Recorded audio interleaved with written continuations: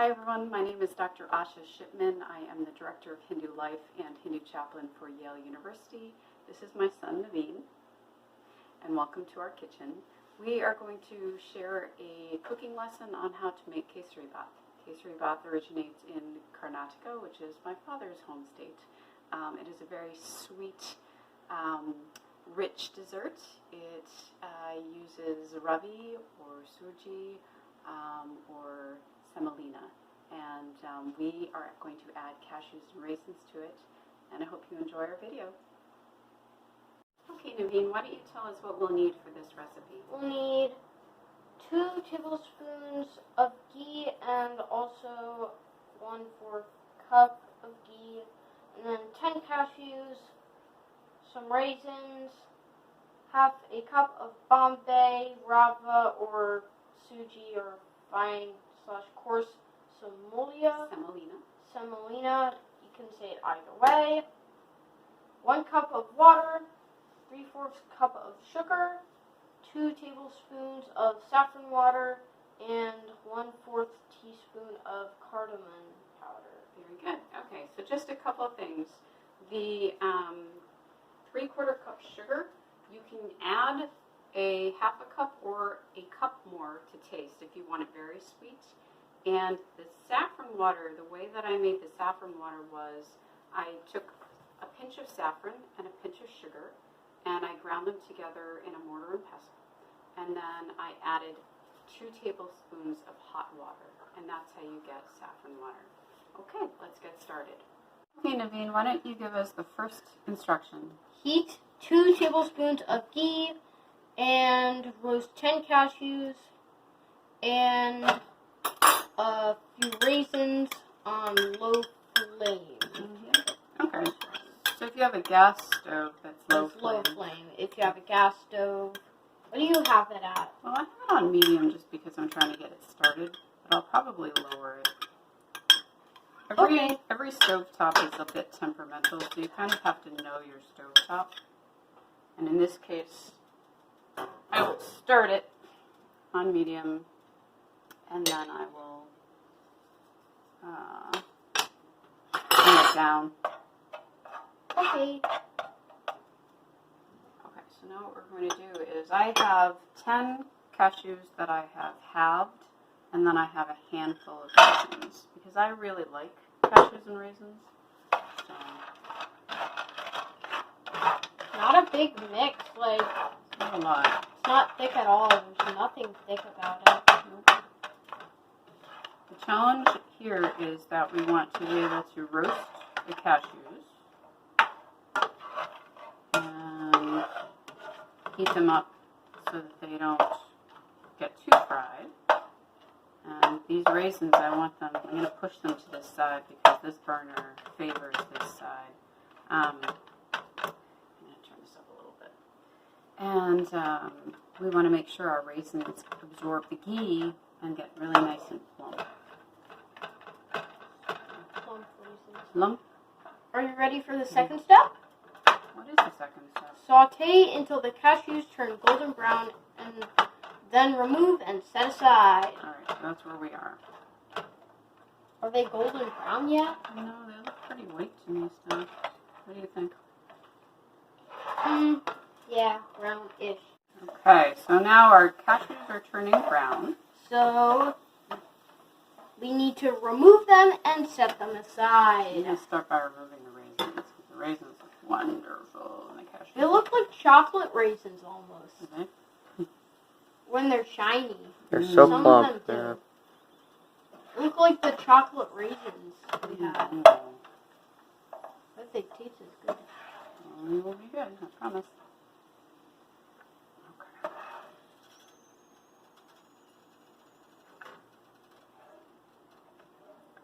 Okay. Got it all? Not you. Next step. Step 3. Use the same pan to roast a half cup of Bombay rava or sooji or fine/coarse semolina. Look at all that powder. Mm-hmm.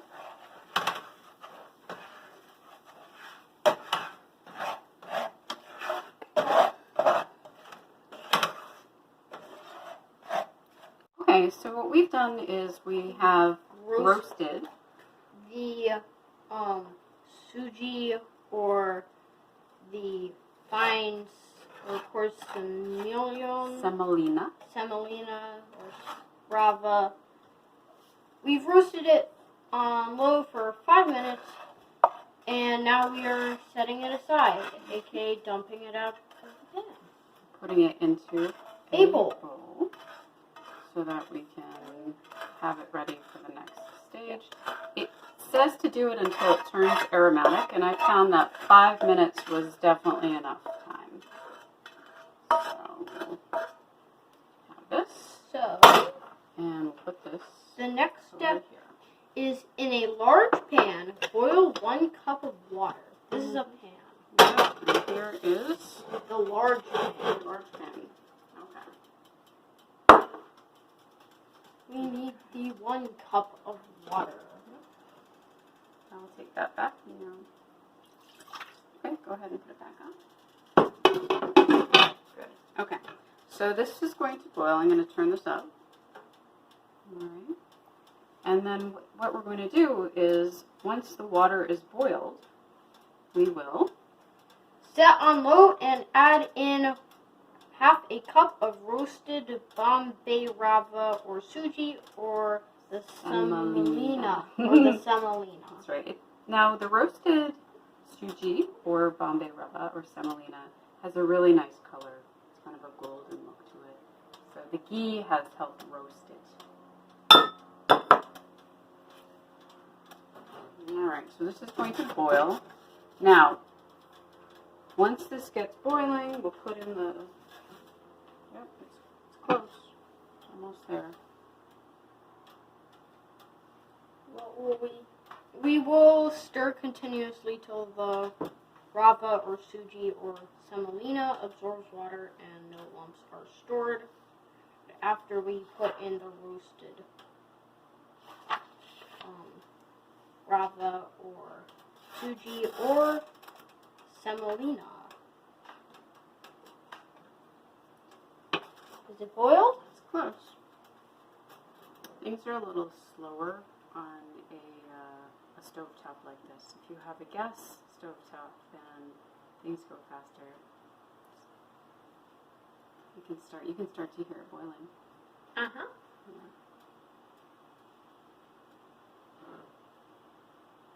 Yeah. Okay. All right. It's boiling. I can see that. So we're going to put it in.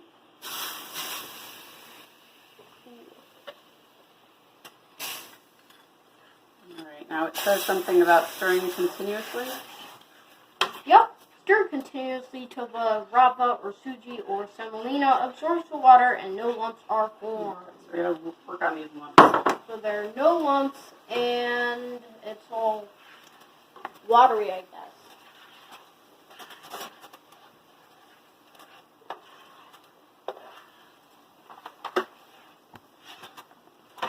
What do you think? Looks lumpy. Supposed to make it so that there are no lumps. That's very lumpy. I don't see lumps. I just see that it's piled up. Oh. Okay. Different thing then. Okay. What's the next step? Add 3/4 cups sugar. You can vary this according to how sweet you would want it. Okay. And then what? And then keep it on low and stir well till the sugar dissolves. Okay. So I can hear it so loud. Should we try?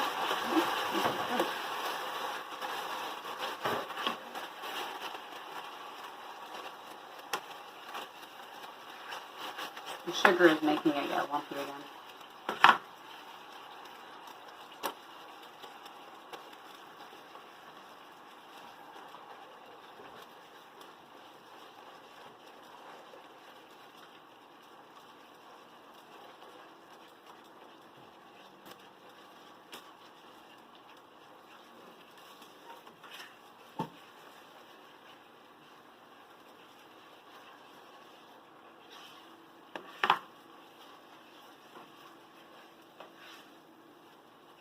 Okay, next.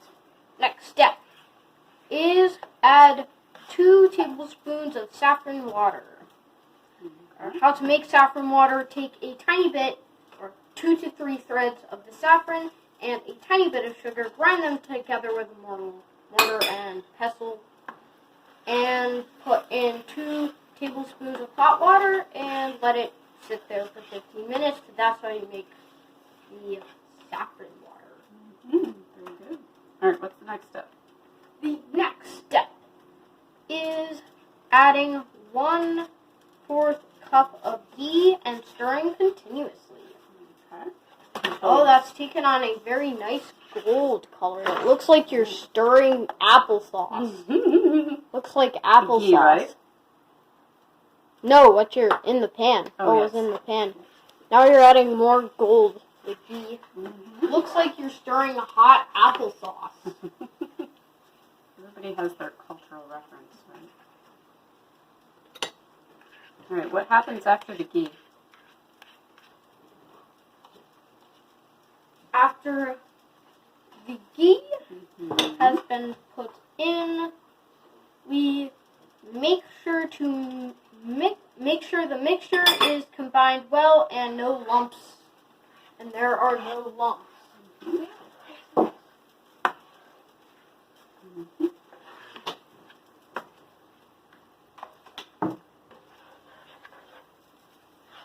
Doesn't look like there are any lumps now. There were lumps for a little while, but I think I've gotten rid of them all. All right, what happens after this? The no lumps part?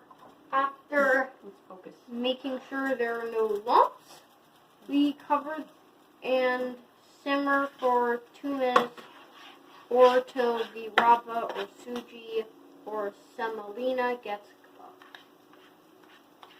It smells really, really good. The saffron is wonderful, aromatic. Like it said it should be in step like 6. Okay, so we're covering this up For I 2 see minutes. no lumps whatsoever. Okay.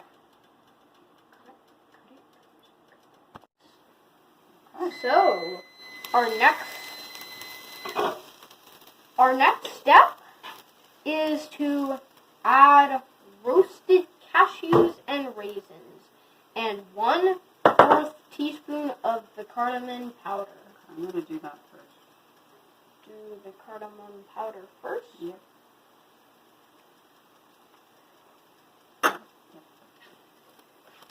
Because otherwise, I'm afraid it's not going to mix properly. I don't do that first.